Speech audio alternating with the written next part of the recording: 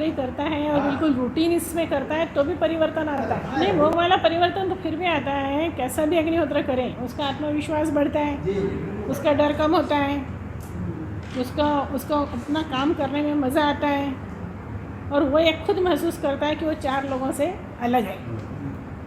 ये कोई स्वाध्याय नहीं करे, कुछ भी नहीं करे, केवल अग्निहोत्र करें तो इतना परिवर्तन तो निश्चित है केवल अग्निहोत्र करने से। तो जो जितना ज़्यादा अग्निहोत्र के संपर्क में रहेगा, अग्निहोत्र करें तो पहले दिन से परिवर्तन आना शुरू होता है। तो परिवर्तन तो हर हाल में आता है। अब जैसे ये शेषी करें कि हमें परिवर्तन नहीं आया, तो अब इसके लिए इनको स्वाध्याय करना पड़ेगा और अपने को पहले वाले में रखना पड़ेगा, याद करना पड़ेगा, फिर अभी वर्तमान में रखना पड़ेगा। फिर वो नहीं होता है कि स्कूल में प्रश्न आता है ना, वो तुलनात्मक दोनों लिखना पड़ता है, अनुकूल और प्रतिकूल, वो करना पड़ेगा। तो फिर समझ में आएगा कि क्या परिवर्तन आया और क्या चाहिए था। मतलब 3 कॉलम है, 3 मैं किसी का भी हो, 3 कॉलम है, एक क्या थे, फिर क्या आया और क्या होना चाहिए। 3 कॉलम हो सकते हैं, 2 कॉलम में काम नहीं चलेगा।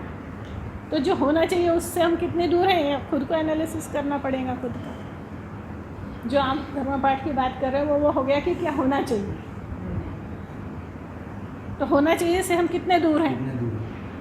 परिवर्तन नहीं आया था तो सिर्फ अग्निहोत्र की आहुति आदमी देता है तो ही परिवर्तन आता है, और आता ही है। परिवर्तन अगर नहीं आया तो वो आप किसी का अग्निहोत्र शुरू कराते हो, वो अगर व्यवस्थित ढंग से अग्निहोत्र करता है और 2 महीने 4 महीने बाद जब आपसे मिलने आता है तो आपको उसका चेहरा देख के समझ में आएगा कि वो नियमित रूप से अग्निहोत्र कर रहा है। इतना परिवर्तन आता है कि वो उसके चेहरे पर छप जाता है। तो परिवर्तन कैसे नहीं आएगा? करिए ना, वही तो उसको आपको लिखना पड़ेगा। फिर एक बीच का कॉलम है कि वो उसमें क्या परिवर्तन आया, और फिर आगे धर्म पाठ को आप उसको आदर्श रखो कि आदर्श क्या है। तो वो आदर्श के करीब कितने हैं, कितने दूर हैं, कितना और चाहिए।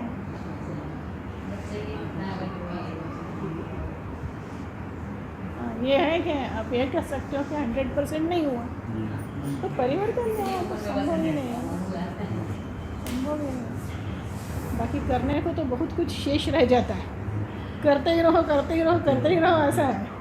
होगा तो वो बाहर से दिखने वाला परिवर्तन तो बहुत कुछ हो जाता है, अब वो अंदर से कितना हुआ ये अलग विषय है। कई लोग ऐसे भी हैं जो कहते हैं इतने साल से अग्निहोत्र कर रहे हो, कोई तुम्हें फ़र्क नहीं, वैसे के वैसे हो, वैसे ही गुस्सा करते हो, वैसे ही हर बात पर डांट डुट करते हो, तुम्हें कोई परिवर्तन नहीं। फिर वो व्यक्ति सोचता है कि सही में मेरे कोई परिवर्तन नहीं है क्या। कुछ चीज़ों में नहीं आता ना, वही है, स्वभाव होता है। स्वभाव को तो खुद को बदलना पड़ता है, खुद तय करके कि इसमें परिवर्तन लाना है। पर जो स्वाभाविक रूप से परिवर्तन आता है उसमें ये बातें नहीं है। गुस्सा वुस्सा ये बातें उसमें नहीं है। जो स्वाभाविक रूप से जो परिवर्तन आता है तो उसके लिए थोड़ा प्रयास करेगा व्यक्ति तो ही परिवर्तन आएगा। अभी चल रहा है अग्निहोत्र, हाँ चल रहा है, फिर फर्क तो कुछ भी नहीं पड़ा।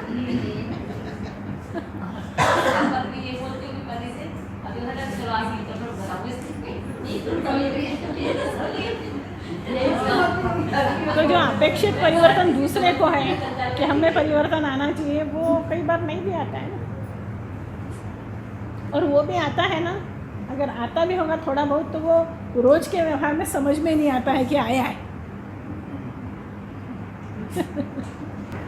तो खुद उसका एनालिसिस नहीं कर पाता इतने बार। वही जैसे आप कह रहे हो दूसरों को समझ में आते हैं, खुद को भी समझ में नहीं आते कि अपने में परिवर्तन हुआ है।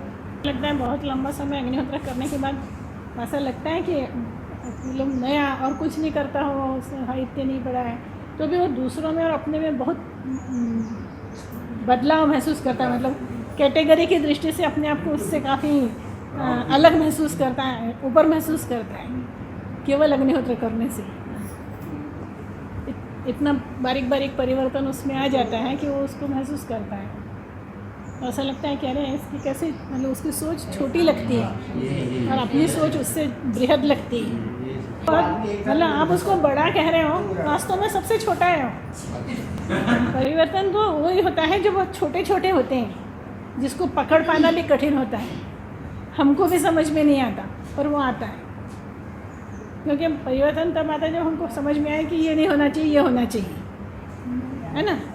और वो इतनी छोटी चीज़ें होती हैं कि वो हमको पता ही नहीं होती हैं, और उनमें भी बदलाव आ जाता है हमारे न जानते हुए।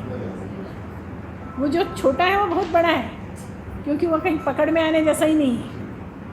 ये तो बहुत मोटी मोटी चीज़ें हैं ना, मोटी मोटी चीज़ें तो बहुत जल्दी बदल जाती हैं।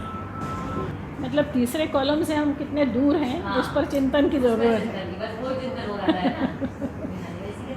नहीं देखते हैं, और वो क्या है कि शनै शनै बदलाव आता है, तो हम भूल ही जाते हैं कि हम क्या थे, तो तुलना नहीं कर पाते सही से। जिसको अंतरात्मा की आवाज़ कहते हैं ना, उसका कह रहे हैं कोई भी आता है और दोनों के लिए हाँ और ना दो चीज़ें आती हैं। तो इसलिए बहुत ज़रूरी है कि वो बच्चे भी ये सोचते हैं कि उनके घर के बड़े तो जा ही रहे हैं, उनको कुछ करने की आवश्यकता नहीं है।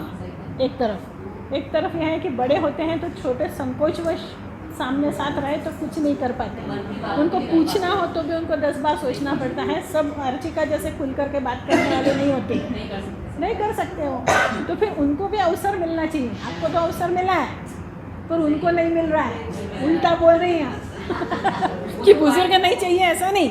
बुजुर्ग तो वो तो जो है वो है, पर नए भी चाहिए, नई पीढ़ी भी चाहिए, नई पीढ़ी भी चाहिए, क्योंकि नई पीढ़ी का आना वो होता है, आगे की तैयारी होती है, तो इसमें नई पीढ़ी भी चाहिए। ये नहीं चाहिए ऐसा नहीं है, ये तो है ही, पर नई पीढ़ी भी चाहिए।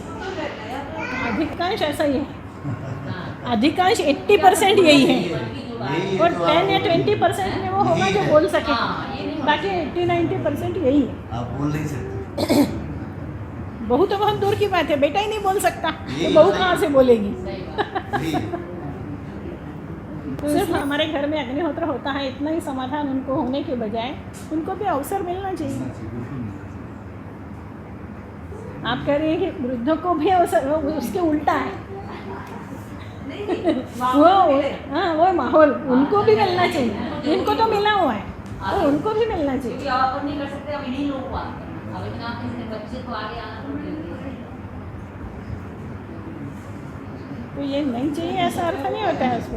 घर में भी नहीं चाहिए, यहाँ भी नहीं चाहिए, वहाँ भी नहीं चाहिए, आश्रम में भी नहीं चाहिए, ऐसा स्वरूप नहीं है उसका।